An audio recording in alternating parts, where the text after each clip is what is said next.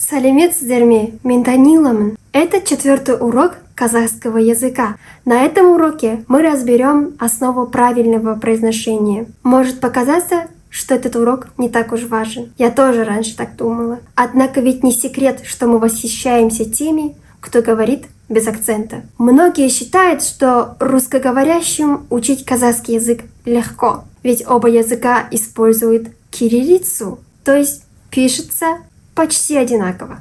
Но на этом сходство заканчивается. Казахский язык относится к алтайской языковой семье, поэтому он совсем не похож на русский язык, который принадлежит индоевропейской семье. Теперь давайте разберем специфические казахские звуки, которых нет в русском языке.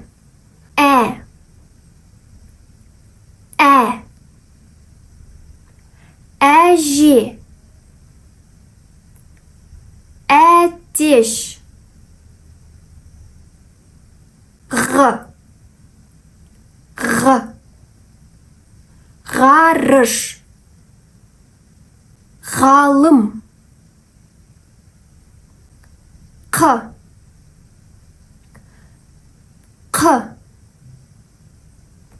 қарбыз, қалам, ың,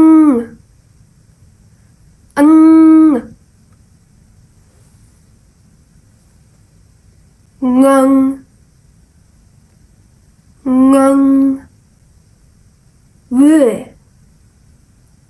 ө,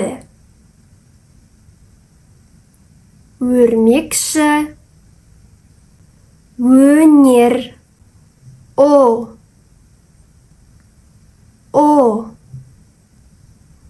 ұшақ,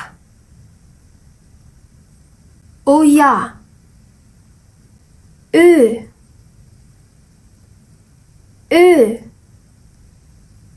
үкі, үздік, х,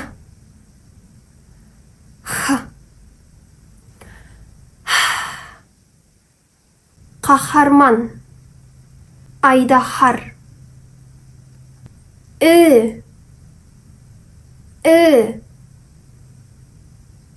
ірімшік,